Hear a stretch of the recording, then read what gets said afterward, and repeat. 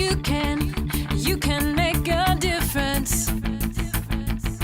You can give hope to a child. You can change a life. And that is no small change. Welcome to another episode of One-on-One. My name is David Staal. And I'm Chris Reinsma. And today, Dave, we get the pleasure of talking about communication, which That's is right. a pretty big topic. But why is it an important one for a mentor to really think through and think about?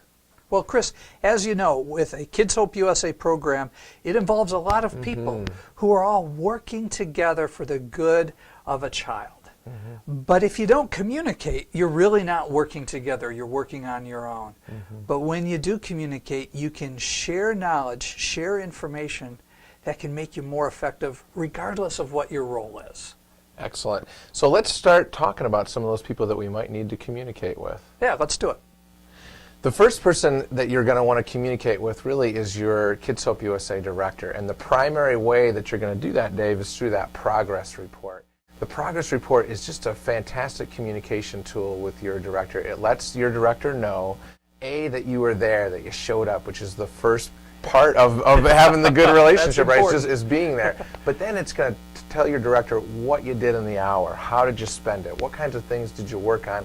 And then it gives you a chance to talk about some general impressions that you have about how the mentoring is going and what's going on. And the reason this is so important, Dave, is because when you communicate on this progress report, you can really let your director know how they can best support you as a mentor by just listing out those things that you're doing and how you're feeling about the relationship. And your director then, if there's a problem or if there's something to celebrate, they're going to follow up with you. So it really becomes just a nice tool for communicating what's going on in the relationship to your director. So Chris, do directors really read those daily progress reports? Directors really do read those, and we train them to do so, and then as we connect with them, once their programs are running, we find over and over again that every week, they look forward to reading those, and they tell us stories about things that are going on, and again, it really is a fantastic tool. The next person to consider communicating well with is the teacher of your child.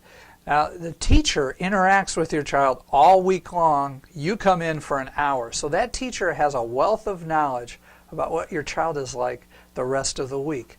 So what you're doing is you're sharing additional information with this teacher. Now, the reason this is important is because between the two of you, you might be able to see some things that need attention for that particular child. Now, I'm a mentor, and so I know what it's like to end the hour, and then I fill out my daily progress report before I leave the school. I make a copy for my director. I make a copy and put it in the teacher's mailbox. The reason that's important is because I know the teacher was reading that because every now and then in conversation, she mentions something that I put in my daily progress report. Now, she doesn't mention that a lot, and it only happens a couple times a year. So don't expect to get feedback unless you ask a direct question. But at the same time, I know she was looking at them. And Chris, that brings up a good point. And this is a question I have for you. Yeah. Okay. I'm a mentor, Right. and I come and meet with my child for, let's say, 4 weeks in a row that the teacher hasn't given us any academic work to do during the hour. Do I call the teacher? Yeah, you know, in a perfect world, if the teacher had all the time in the world to give to the program, that'd be a great solution. But that's not the reality. The reality is that teacher is very busy with all sorts of things that are going, and especially here at the beginning of the year, getting the year off to a good start. So we don't want to burden the teacher with extra responsibilities. And so if you're not getting academic material from your teacher, that's okay. What you're going to do is seek out help from your director. Your director may even have some thoughts of other people in the building that you could approach to help think about the academic question. So Chris, what that means is that on my daily progress report, I probably shouldn't put some cynical remark about how there must not be any academics going on in the classroom because there sure isn't any coming my way for the hour. That's absolutely right, and we want the teacher to be supported in this, and so we're not going to put things down there, even if we're a little bit frustrated about the level of communication. We just got to understand and empathize with where the teacher's coming from. So yeah, comments like that are not helpful, as you might guess, in building that relationship. Sure. Dave, the other one that we haven't talked about, but we have in previous programs, is the prayer partner. How should that communication look? Because that is so critical to this great relationship. That's right. It is critical, Chris. And there is a big reason why for every mentor we have a prayer partner at Kids Hope USA, and that's because we are firmly committed to the power of prayer. But it's got to be the power of knowledgeable, educated prayer. Informed prayer. Informed prayer is a good way to put it.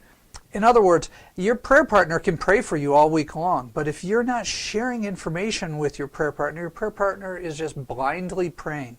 Instead, develop the discipline of immediately following the hour with your child, calling your prayer partner, sending a text, sending an email, something to communicate how the hour went. Doesn't have to be long, just a couple sentences, but enough to inform your prayer partner and give him or her a picture of what happened and let him or her decide what could be lifted up in prayer. Obviously, if there are specific prayer requests, include those, but the bottom line is make sure that immediately following the hour, you send that text, email, or phone call. Yeah, and I love that idea of that discipline, but it's not always a one-way street, is it, Dave, where you're just communicating with your prayer partner? You really value it when your prayer partner communicates back with you. Exactly. You know, yes, I called Steve after every one of my hours or sent him an email, but what made it great was that on Sundays, he would ask me about specific items that he had been praying about and for an update on there. It told me Steve is really doing a great job of lifting me and our little guy up in prayer, and it was a two-way thing, and it made our relationship really strong. And it was great knowing every hour that I went to that school, I knew Steve was praying for us. That's great.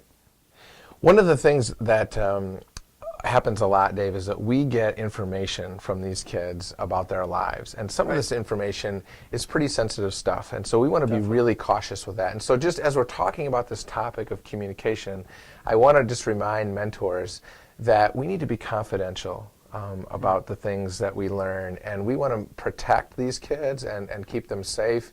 And so when we get information that's confidential, that's really sensitive information, we want to make sure that we're not sharing it in public spaces. We're not talking about a child's behavior when we're out at the football game on Friday night. We're not doing things like that, or we're at the grocery store, because you know what? We want to honor these kids, and they oftentimes do have some really challenging dynamics they're working with, and we don't want those to get spread around the community and for people to talk and rumors to get started.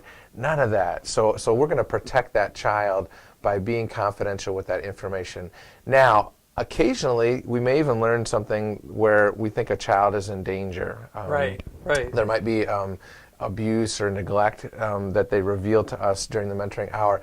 Now, that kind of information, we're going to want to follow the school's policy and take that information immediately to whoever it is has been established in the building that wants to know about that. Could be the principal, could be the social worker, could be directly to your Kids Hope director. But in that case, that's the kind of information that we want to make sure gets to somebody that it can be followed up on immediately. But some of these other pieces of information, let's just keep that in that small circle between yourself and your prayer partner, potentially your spouse, but we're not going to be talking widely about this really sensitive information with people in the church. So I shouldn't Facebook about every one of the hours that we spend. No, and you know what?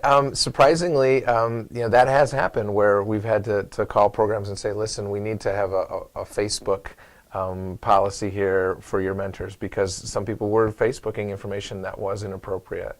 And so, yeah, we do want to protect kids that way, and social media is a big no-no on sharing information about these kids. So sometimes good communication is what you don't say. Absolutely. Time it is? It's time to stop the talking and all the communicating and get to the winner today. That's exactly right. So you're gonna spin the tumbler, and I'm gonna pull a number. And what's gonna happen here, Dave, once I pull this number? Well, Chris is going to look at the number, find out what program that is, and if he says the name of your program, then you have 24 hours to contact us here at the Kids Hope USA National Office. So that means that by 5 p.m. on September 13, because September 11 is Sunday, September 12 is the day that you'll get this broadcast. So by 5 p.m. September 13, we need you to call here into the national office, and you'll win $100 worth of gifts and accessories, whatever you want to purchase from our new internet store. But Chris, who is the program? Well, without further ado, Dave, the winner of this week's contest is Sugar Creek Baptist in West Terre Haute, Indiana. That's Tina Bowen is the director there. So if you know Tina, tell her to call in so she can claim her $100 prize of merchandise at the new Kids Hope USA store. Communicate with Tina. Tina, communicate with us. Keep the theme going here. But you are the big winner, so make sure you give us a call. Dave, today we had the chance to talk about communicating. We talked about communicating with your prayer partner, communicating with the teacher, communicating when not to communicate. So we got all those different dimensions. And ultimately, what does good communication lead to for a mentor in helping to help a child? Obviously, Chris, good communication leads to strong, effective mentoring. And we all know that strong, effective mentoring will help change a life. And when you change a life, that's no small change.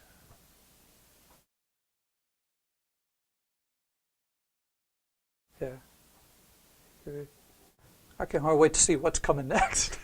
Look at that. Yeah. The amazing thing is we can see them from behind. Right. That's just wild. That's stunning. Yeah. Is that spelled right? I don't think so. Yeah. Have you ever used a teleprompter before? No. No. It's my cell phone plan doesn't have that on it. So. Yeah, mine doesn't either. Yeah.